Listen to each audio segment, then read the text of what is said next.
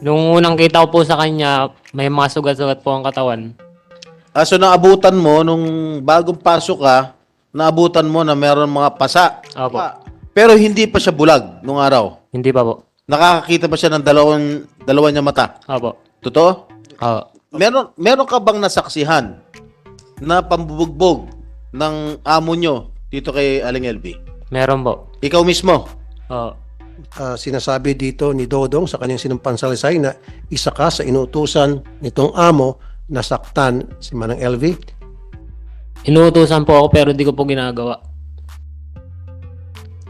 Sabi niya po na sapukin ko daw po. Sapukin mo. Oo. Kailan mo nakitang binugbog si Aling LV ni Madam France? Simula po nung pumasok po ako. Gaano kadalas? Minsan po paggabi. Ay? Pupunta po ako ng kusina pag Oh. tutulog na. Oh.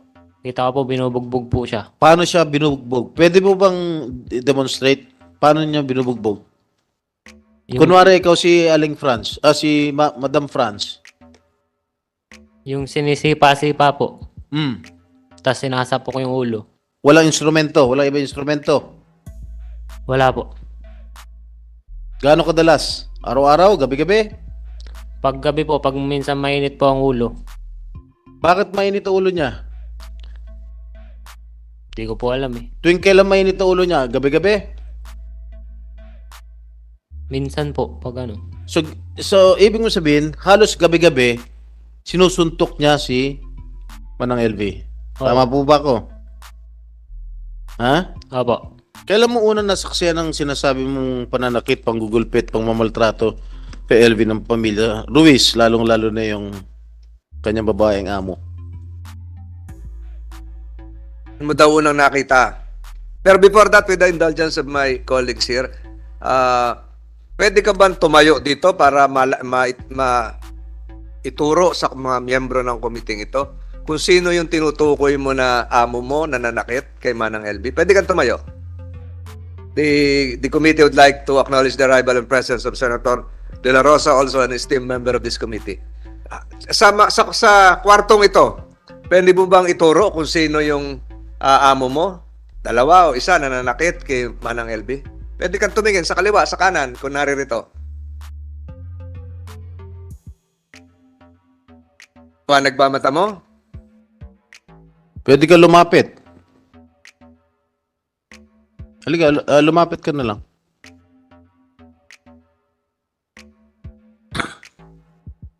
Hindi naman eksakto malapit. Pwede mo ba ituro kung sino yung sinasabi mo kanina? Sino dyan? Nanakit kay Manang LV. Mm. Sino? Can you point directly? Please assist. Pwede mong ituro in the presence of the committee members. Sino?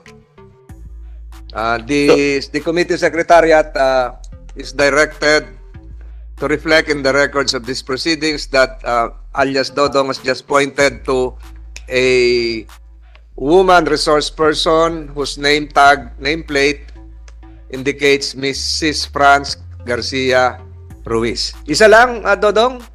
Isa lang yung tinuro. Yung nakaputi na babae. Let the records reflect the same. So siya yung sinasabi mong nambubugbog at nanakit kay Aling LV. Tama po ba ako?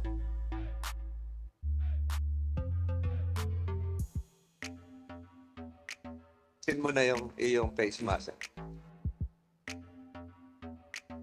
Rada, siya ba yung nanakit? Opo. Okay.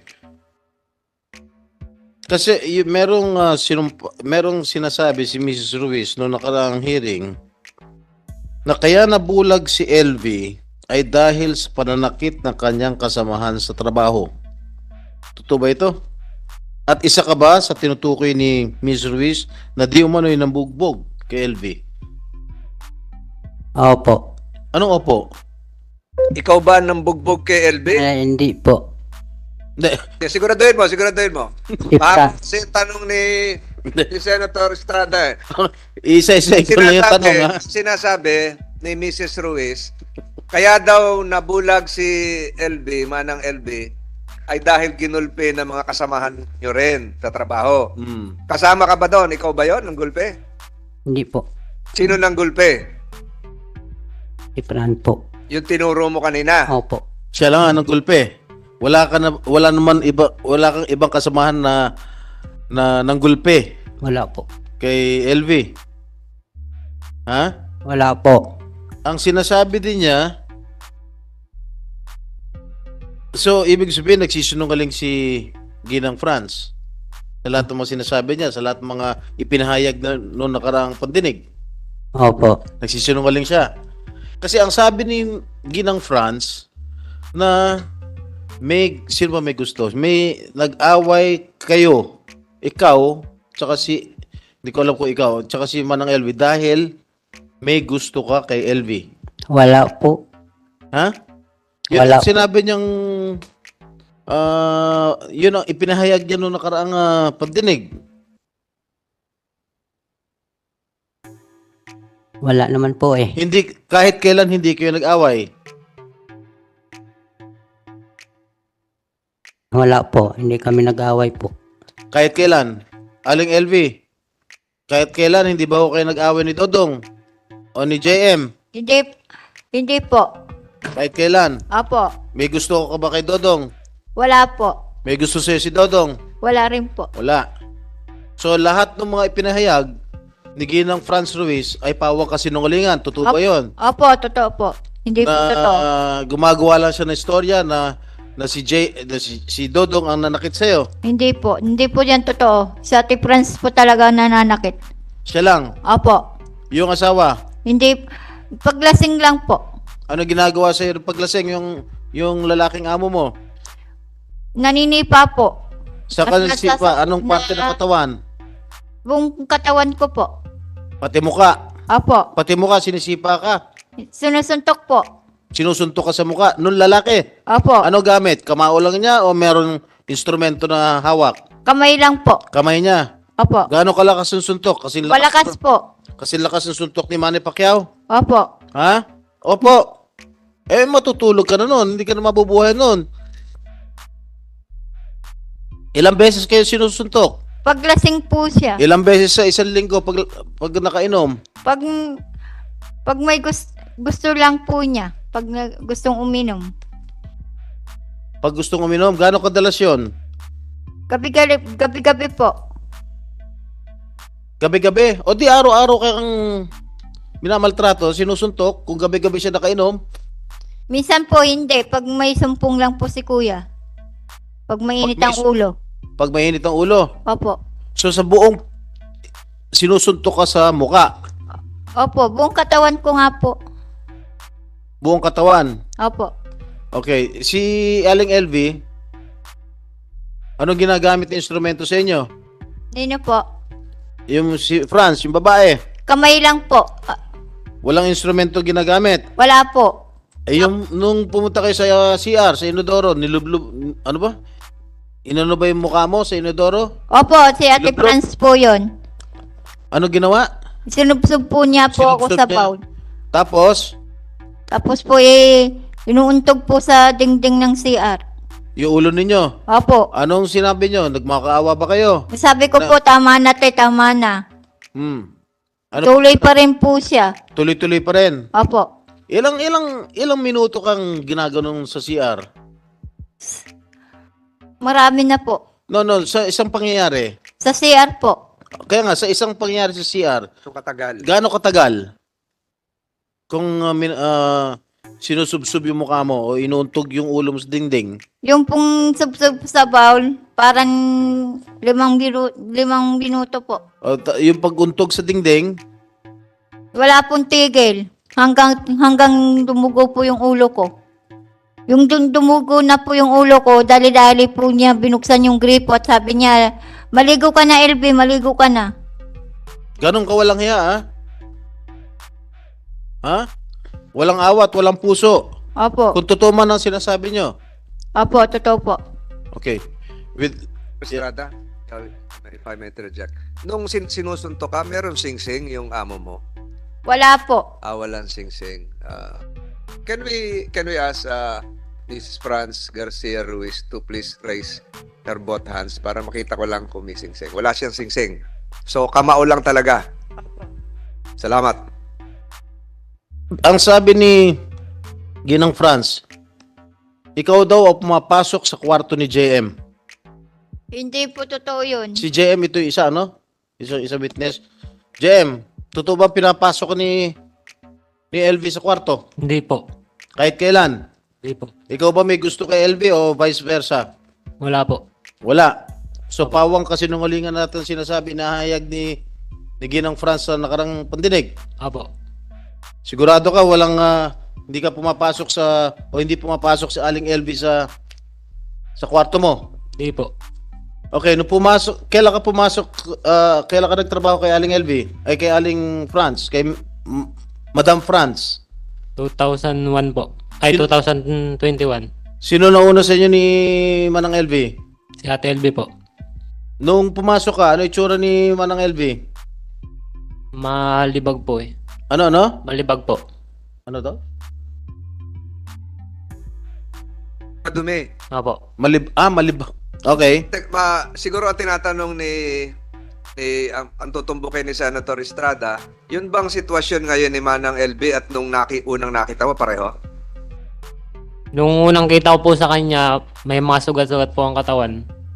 So naabutan mo, nung bagong pasok ka, naabutan mo na meron mga pasa, Apo.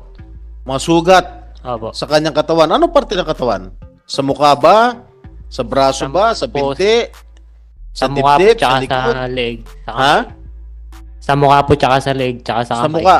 Pero hindi pa siya bulag nung araw. Hindi pa po. Nakakakita ba siya ng dalawa niya mata? Apo. Totoo?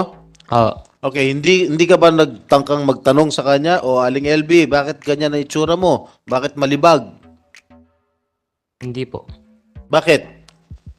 Hindi ko pa po ganong kakilala. Nakilala. So nung nagkakilala kayo, hindi kayo nagkwentuhan bakit siya nagkaroon ng sugat na gano'n o mga pasa ng gano'n? Yun nga po, sabi niya po, binubugbog daw po siya. Anong ginawa mo nung sinasabi?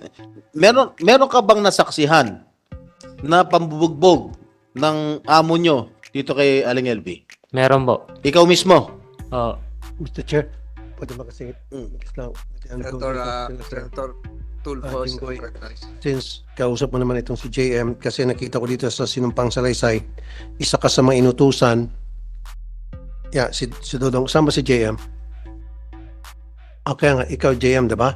Apo. Sinumpang salaysay ni Dodong na kasama ka sa inutusan itong si Franz Garcia na saktan si Manang LB, tama? Tama Hindi ba ito? po. Hindi totoo to? Itong nasa Hindi. Sino pa- Itong salaysay na ito ay salaysay ni Dodong. tama. Dito kasi sa salaysay ni Dodong, ikaw si Dodong ano? Sinabi mo rito na nakita ko, nasaksihan ko din po ng dalawang mata ko, inutusan din po ni Mrs. Ruiz sa pananakit, panggugulpi, paninipa, panununtok kay LV ang mga kasamahan namin ng mga trabahador na sina Patrick at JM. Ikaw si JM, right? Apo. Tama ba yung sinasabi dito ni Dodong sa kanyang sinumpang salaysay na isa ka sa inutusan nitong amo na saktan si Manang LV? Inuutosan po ako pero di ko po ginagawa. Sabi niya po na sapukin ko daw po. Sapukin mo. Oo. Ano sinabi mo sa amo mo? Sabi ko po ayoko puti. O nung umayaw ka sa utos ng amo mo, ano sinabi ng amo mo? Wala naman po. Siguro, Mr. Chair, tanungin ko lang sana si Dodong kung follow-up lang. Dodong, natuloy ba yung pananakit base sa utos ni Mrs. Garcia o hindi? Hindi po. Okay. Thank you. Okay, JM. Yung huling tanong ko sa iyo, Patay ng mikropono ni... kailan mo nakitang binugbog si Aling LV ni Madam Franz? Simula po nung pumasok po ako. Gaano kadalas? Minsan po paggabi. Tuwing gabi. Opo. Araw, walang nangyayari araw. Paano mo nakikita ng binubugbog ni Madam Franz si Aling LV? Pag ano po, yung sarado na po kami. Sarado ng tindahan. Opo. O, paano mo nakikita? Pumapasok ka ba sa bahay? Pupunta po ako ng kusina pag Oh. matutulog na. O, Kita ko po binubugbog po siya. paano siya binubugbog? Pwede mo bang demonstrate? Paano niya binubugbog? Yung, Kunwari, ikaw si Aling France, si Madam France. yung sinisipa-sipa po. Hmm. Tapos sinasapok ko yung ulo. Saan niya sinasapok ang ulo? Sa Suntok. Opo. Kamao. Walang instrumento. Walang ibang instrumento. Wala po. Gaano kadalas? Araw-araw? Gabi-gabi? Pag gabi po, pag minsan mainit po ang ulo. Bakit mainit ang ulo niya? Hindi ko po alam eh. Tuwing kailan mainit ang ulo niya? Gabi-gabi? Minsan po, pag ano. So ibig mo sabihin, halos gabi-gabi, sinusuntok niya si Manang LV. Oo. Tama po ba ako? Ha? Opo. The permission set, Estrada. Hindi ka umawat? Hindi po. Hindi mo sinabihan. Tama na, ate. Hindi po. Bakit hindi ka umawat? Takot po. Okay. Natakot ka? Bakit? Baka po madamay po ako. Okay, meron kang unang salaysay. Meron kang unang salaysay sa pulis. Itong salaysay na natanggap ko at binasa ko ay pangalawang salaysay mo na ito. Opo. Yung unang salaysay mo, handwritten, sulat kamay mo. Oo. Tama po ba? Opo. Bakit ka gumawa ng pangalawang salaysay?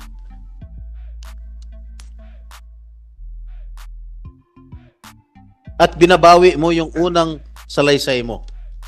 Kaiba, yung unang salaysay mo, kakaiba doon sa pangalawang salaysay mo na iyong pinirmahan sa CIDG, Mindoro, Police, noong September 12. So, bakit magkaiba?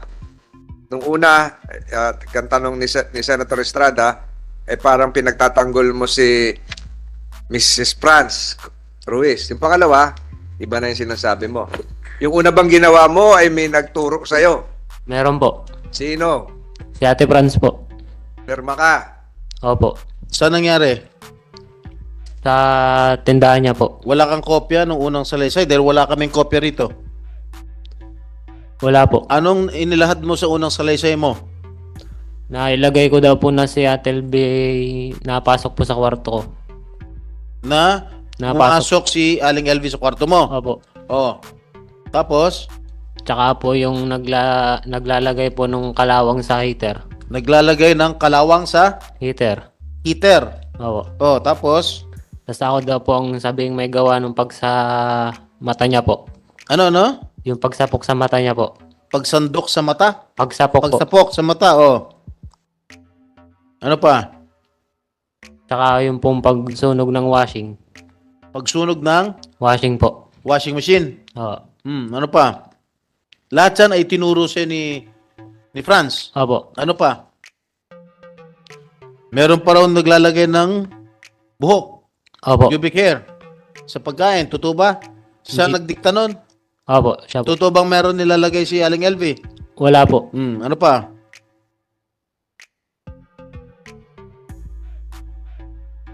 Binayaran ka ba para sabihin yon? Wala po. Walang ano? Wala po. Di ba umalis ka, no? Lumayas ka at pinabalik ka ni Jerry. Opo. Tama po ba? Opo. Tapos naisip mo, kaya ka pinabalik ni Jerry dahil para gumawa ka ng salaysay, yung unang salaysay mo. Opo. Tama po ba? Opo. Sige, tuloy mo. Ano pa ang sinabi ni Franz? Yung yun nga po, paglagay po ng buhok sa mga pagkain. So, hindi totoo na doon sa unang salaysay mo na hindi totoo na sinaktan mo o sinapok mo si LV sa mata. Hindi po. Walang katotohanan. Wala po. Hindi mo kahit kailan pinagbuhatan ng kamay si Aling LV. Yung ano lang po, nung dati po, Paano dati? nung ginamit ni Ate Elbing basahan po ang damit ko. Nung ginawang basahan yung damit mo. Opo. Ano ginawa mo kay Manang LV? Natabig ko lang po yung kanyang ulo sa sobrang inis po. Sa sobrang inis. Opo. Hindi hindi magresulta ng pagkabulag ng kanya mata, yung pagtulak mo, pagtabig mo. Hindi po.